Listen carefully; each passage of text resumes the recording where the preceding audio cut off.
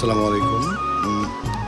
এবার দেখাবো আপনাদের দোহারের দ্বিতীয় পর্যটক বান্ধব এরিয়া নারিশা ডাক বাংলো। এখানে দেখানোর চেষ্টা করবো এখানে সৌন্দর্য। এখানে অনেক দোকানপাট বসে, চড়ক ঘাস, তারপর বাচ্চাদের খেলনার জন্য আরও বিভিন্ন পদের আইটেম,